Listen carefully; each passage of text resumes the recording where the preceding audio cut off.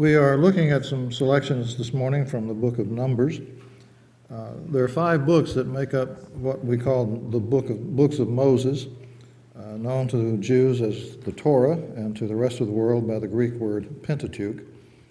Of these 5 books, Numbers is the only one that is not called by the Greek translation of its Hebrew title.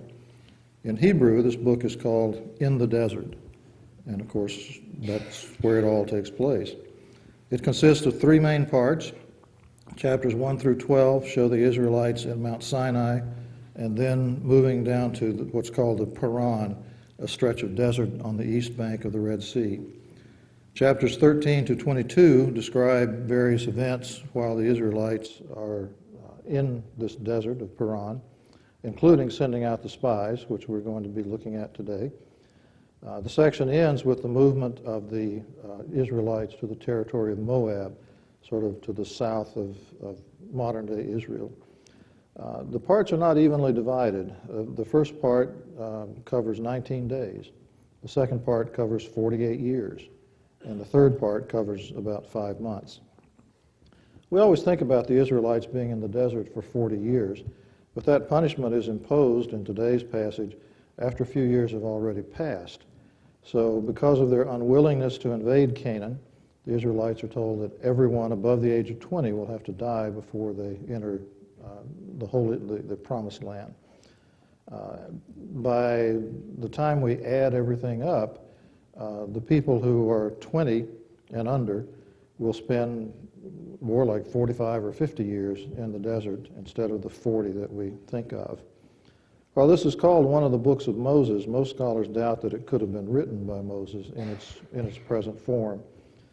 They point to chapter 12, verse 3, which says, "The man Moses was very meek, more than all men that were on the face of the earth." Could Moses have written that? If, in fact, he was the meekest man on the face of the earth. And notice also the verb tense, the man Moses was very meek.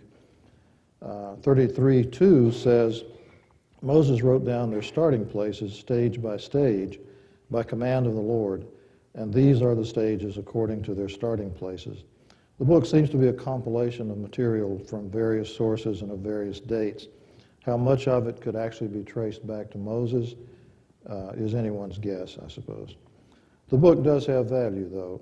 Whoever put it together, probably after the return from exile in Babylon, was looking at the earliest events of Jewish history and finding that there were still lessons there to be learned.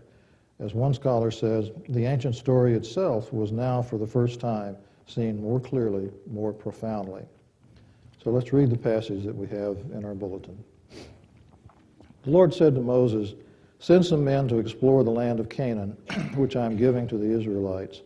From each ancestral tribe send one of its leaders." At the end of 40 days, they returned from exploring the land.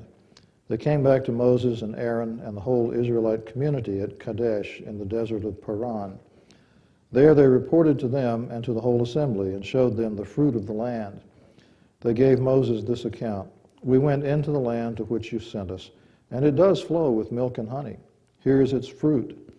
But the people who live there are powerful, and the cities are fortified and very large." Then Caleb silenced the people before Moses and said, "We should go up and take possession of this land, for we can certainly do it." But the men who had gone up with him said, "We can't attack these people. They are stronger than we are." And they spread among the Israelites a bad report about the land they had explored. They said, "The land we explored devours those living in it. All the people we saw there are of great size." That night, all the members of the community raised their voices and wept aloud. All the Israelites grumbled against Moses and Aaron, and the whole assembly said to them, "If only we had died in Egypt or in this wilderness. Why is the Lord bringing us to this land only to let us fall by the sword? Our wives and children will be taken as plunder.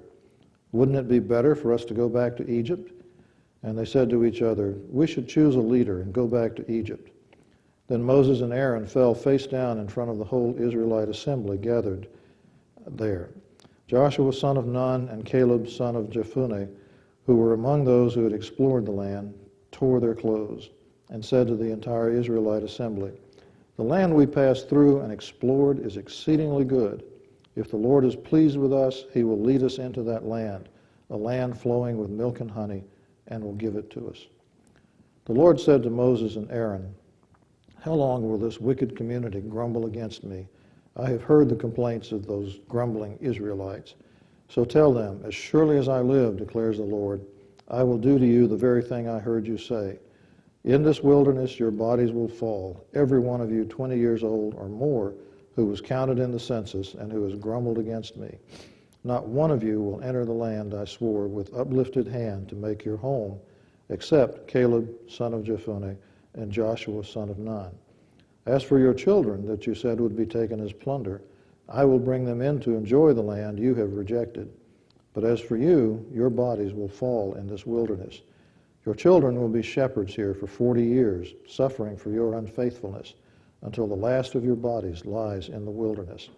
For 40 years, 1 year for each of the 40 days you explored the land, you will suffer for your sins and know what it is like to have me against you.